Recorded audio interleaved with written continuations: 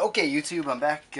I've got my foam head sanded. The foam is attached to the stems. I've got E6000 and hot glue holding those on top of there, so those are pretty solid. And then I've cut out the black foam that I'm going to use for the bottom of these.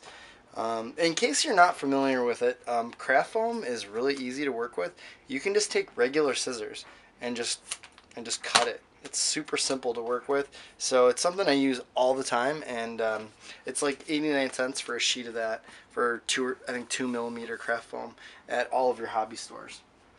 So just a tip there on how easy it is to use. I've cut these out already, and the hot glue seems hot enough, so I'm going to go ahead and the hot glue, you have to wait about 45 seconds to 1 minute for it to dry. The E6000 takes 24 hours to cure. So we'll put the E6000 on first. There's no rush with that. It's not going to cure anytime soon. So we can just take our time and just put this on liberally. And then we'll finish it off with the hot glue around the perimeter and a little strips through the center piece, just to hold this thing in place. So there we go with that. A little more there. Okay, so that's one. And again, I mentioned this in another video. The reason I do this is because the E6000 has an industrial strength adhesion. The hot glue doesn't. But the hot glue dries, and it'll cure in about 60 seconds or so. The E6000 takes 24 hours. So the hot glue sets up quickly enough that I can move on and continue making progress with my project. I don't have to sit and wait for the E6000 to dry to keep moving forward with what I'm working on. So that is why I do it the way I do it. I use a little bit of both, and I find it gives me a good result. So we'll just put some hot glue now on here.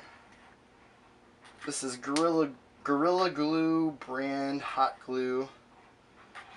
Get it kind of near the corners here. Alright, I'll just take that, put that right on there, make sure that the corners measure up. And again, if I mess this up, I can always trim some of these pieces off, trim the edges of this with scissors or with an X-Acto blade. It's really easy to work with this foam. So there we go, there's that. And I'll do the second one here while we're at it. Get another stick of glue. My glue gun is a little older, and it's been giving me some issues, so hopefully we can get through this without having a problem. But you never know.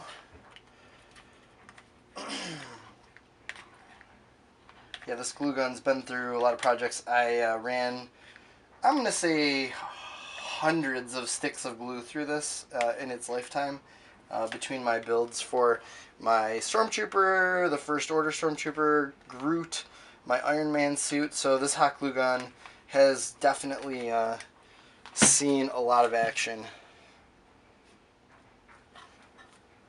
And again, the hot glue on the bottom of this thing is only there to keep it in place while the E6000 dries. So that should give me enough of adhesion to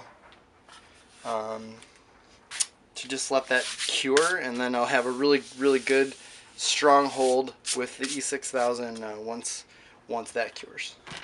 Alright, thanks for watching. I hope that helps. I'll probably do, this is I guess part 2 of the video. I'll probably do a part 3 after I paint it and just show you what it looks like when it's finished. Thanks for watching.